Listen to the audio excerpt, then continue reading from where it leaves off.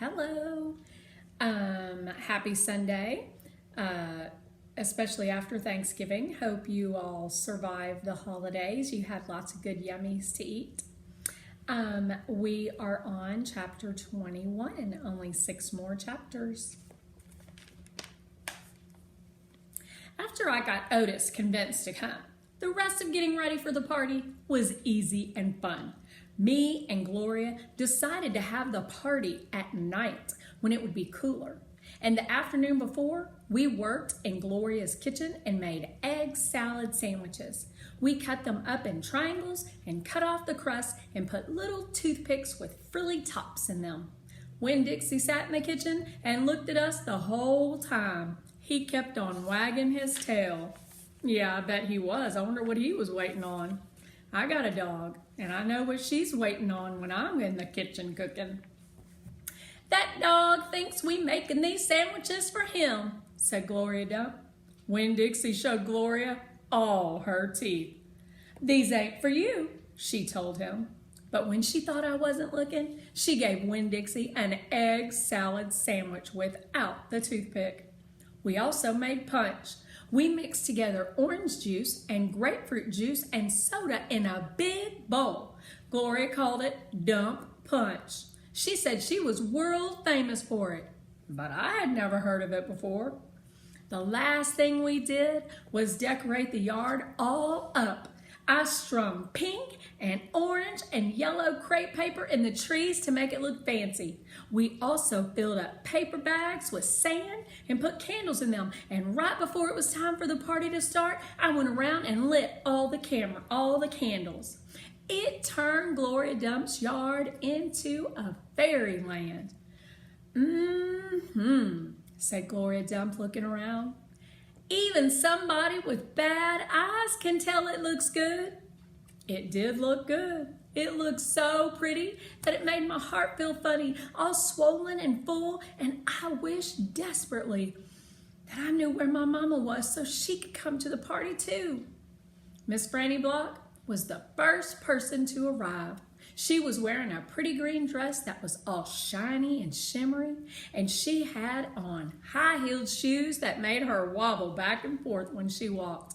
Even when she was standing still, she kind of swayed like she was standing on a boat. She was carrying a big glass bowl full of litmus lozenges. I brought a little after-dinner treat, she said, handing the bowl to me. Thank you, I said. I put the bowl on the table next to the egg salad sandwiches and the punch. Then I introduced Miss Franny to Gloria, and they shook hands and said polite things to each other. And then Sweetie Pie's mother came by with Sweetie Pie. Sweetie Pie had a whole handful of pictures of dogs that she had cut out of magazines. It's to help you with your theme, she said. You can use them to decorate. I brought tape too. And she started going around taping the pictures of the dogs to the trees and the chairs and the table. She ain't talked about nothing but this party all day long, said her mother. Can you walk her home when it's over? I promised that I would. And then I introduced Sweetie Pie to Miss Franny and to Gloria, and right after that, the preacher showed up. He was wearing a coat and tie and looked real serious. He shook Gloria Dump's hand and Miss Franny Block's hand and said how pleased he was to meet them both and how he had heard nothing but good things about both of them. He patted Sweetie Pie on the head and said it was good to see her outside of church. And the whole time, Winn-Dixie was standing right in the middle of everybody, wagging his tail so hard that I thought for sure he would knock Miss Franny Block right off her high heels. Amanda Wilkinson came, and she had her blonde hair all curled up, and she looked shy and not as mean as usual, and I stood real close to her and introduced her to Gloria Dump. I was surprised at how glad I was to see Amanda, and I wanted to tell her that I knew about Carson. I wanted to tell her that I understood about losing people, but I didn't say anything. I was just extra nice. We were all standing around smiling at one another and acting kind of nervous when a real screechy voice said, Gertrude, it's a pretty bird. Winn-Dixie's ears went straight up on his head and he barked once and looked around. I looked too, but I didn't see Gertrude or Otis. I'll be right back, I said to everybody.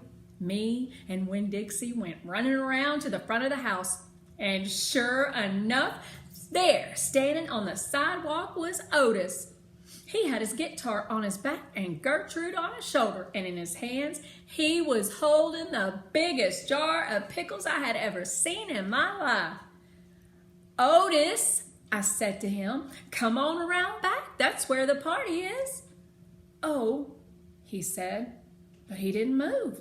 He just stood there, holding on to his jar of pickles. Dog, screeched Gertrude. She flew off of Otis's shoulder and landed on Winn-Dixie's head. It's all right, Otis, I told him. It's just a few people, hardly any people at all. Oh, said Otis again. He looked around like he was lost. Then he held up the jar of pickles. I brought pickles, he said. I saw them, I said. It's just exactly what we needed. They will go perfect with the egg salad sandwiches. I talked to him real soft and gentle and low, like he was a wild animal that I was trying to get to take food out of my hand. He took one tiny step forward. Come on, I whispered. I started walking, and Winn-Dixie followed me. And when I turned around, I saw that Otis was following me too. So excited. I can't wait to find out what happens at the party.